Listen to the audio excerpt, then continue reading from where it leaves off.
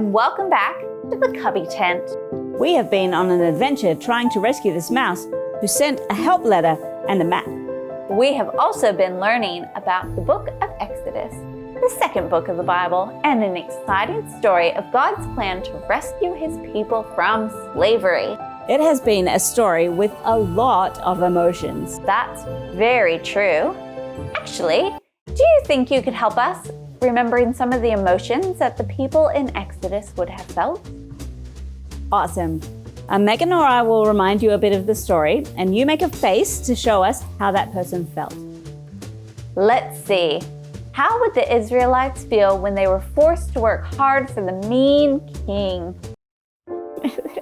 Yes, they were sad and they cried out to God. Moses' mum put him in a basket to send him down the Nile River. Oh, she would have been sad. What about Moses' sister when the princess found him and wanted to keep him? Yes, she would have been happy. God saved her brother. Ooh, how did Moses feel when he saw an Egyptian hurting an Israelite? He was very mad. So mad he made a bad choice and had to run away from Egypt. Then, how do you think Moses felt when he found the burning bush and got to meet God? Excited. But how did he feel going to talk to the mean king? Probably a bit worried.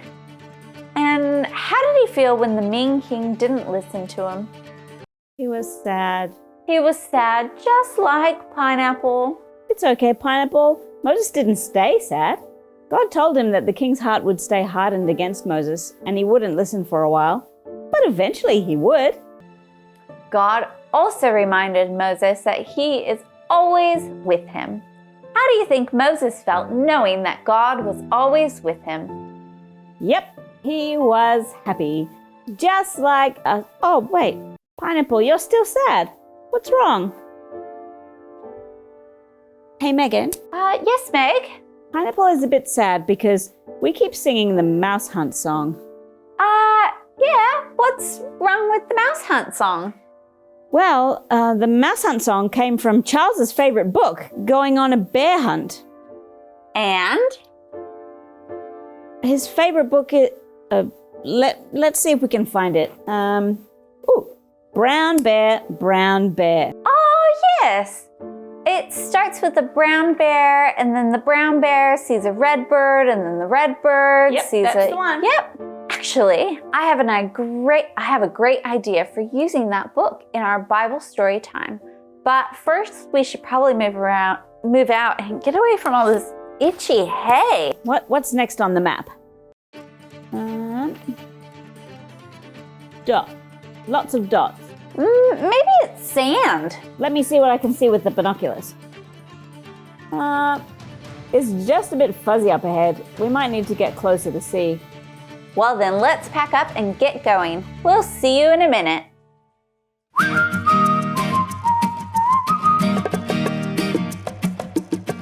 Welcome back. I was thinking maybe, Meg, that we could sing our Mouse Hunt song just from when we were at the cave to help us remember where we've been. Do you think we could do that? Sure thing. We're going on a mouse hunt. We're going on a mouse hunt. We're going to find a brown one. We're going to find a brown one. I'm not scared. I'm not scared. It's a beautiful day. It's a beautiful day. Oh, look, a cold, snowy cave. Can't go over it. Can't go over it. Can't go under it. Can't go under it. We'll have to go through it. Cold, cold, cold. We're going on a mouse hunt. We're going on a mouse hunt. We're going to find a brown one. We're going to find a brown one. I'm not scared. I'm not scared. It's a beautiful day. It's a beautiful day. Oh, look, itchy hay. Can't go over it. Can't go over it. Can't go under it. We can't go under it. We'll have to go through it. Scratch, scratch, scritchy, scratch, scritchy, scratch. We're going on a mouse hunt. We're going on a mouse hunt. We're going to find a brown one. We're going to find a brown one. I'm not scared. I'm not scared. It's a beautiful day. It's a beautiful day. Oh, look! Bugs! Bugs! Ugh. Let's run away from the bugs. Ugh. Get our camp set up and see you in a minute. Bugs!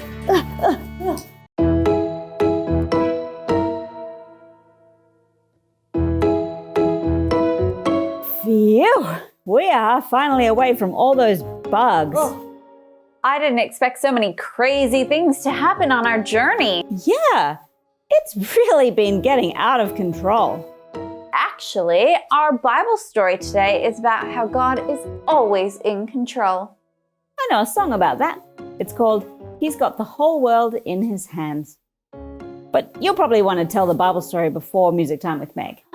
Actually, I was going to make some updates to my Bible picture journal to include Pineapple's favorite book. So, do you think you could do Music Time with Meg first? Would that be okay with you? Sure. Why don't you grab an instrument and get ready to sing along with me? Music Time with Meg, everyone. Did you grab your instruments? You ready to sing?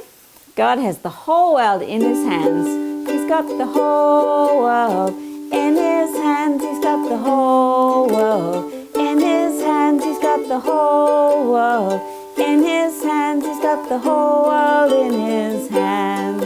He's got you and me, brother, in His hands. He's got you and me, brother, in His hands. He's got you and me, brother, in His hands. He's got the whole world in His hands. He's got you and me, sister, in His hands. He's got you and me, sister, in His hands. He's got you and me, sister, in His hands. He's got the whole world in His hands.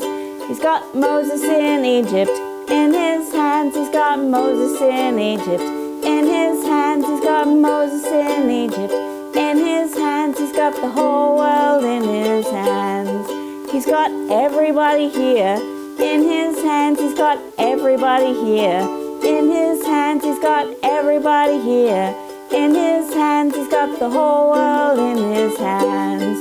He's got the whole world in His hands. He's got the whole world in His hands. He's got the whole world in His hands. He's got the whole world in His hands. Good singing, everyone.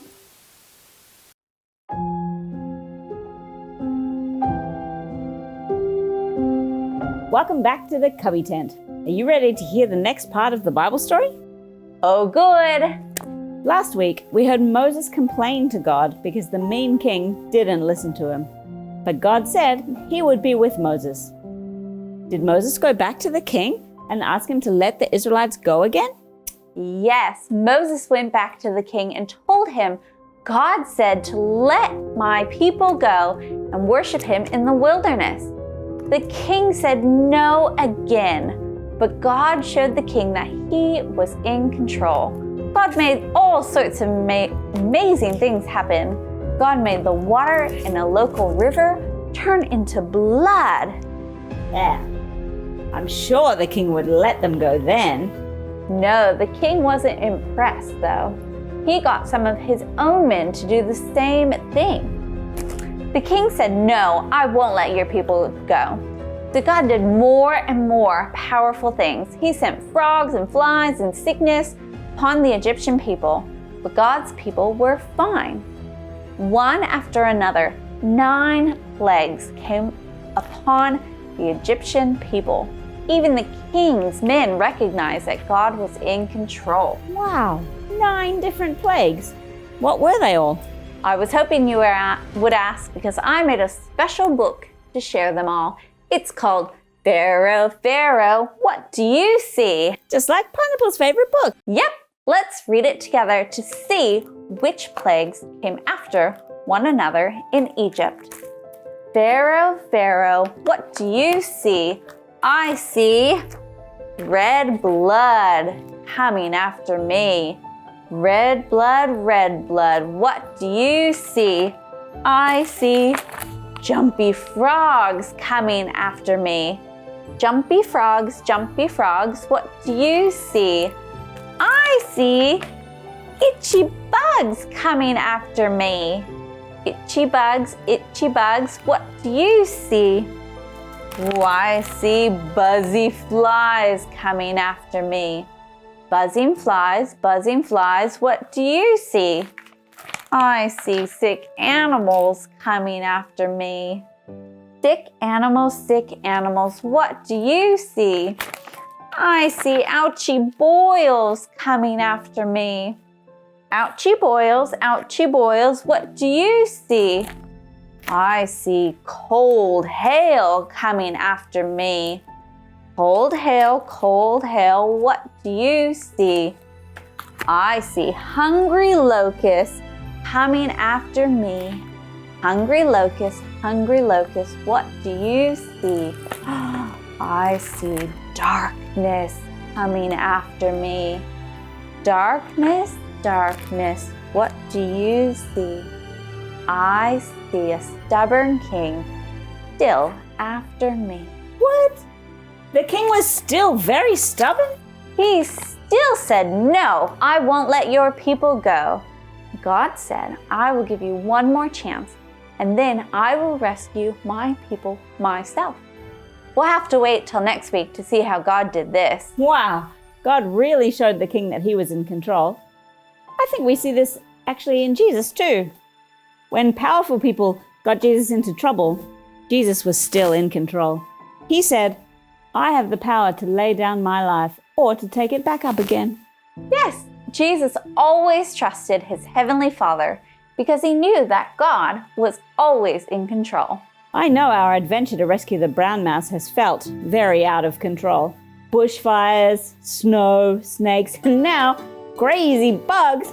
But it's very comforting to know that God is still in control. Yes, and to know that he always keeps his promise to rescue his people. I can't wait to hear how he does it next week. And look, the map shows us where we will get the mouse. Ooh. And monster. Where they are next week. Hopefully that snake comes back to help us. We'll just have to wait and see. We sure will. And we hope that you will join us next week in the Cubby tent to learn more about the Bible, Jesus, and maybe rescue the brown mouse. Bye. In the Cubby house.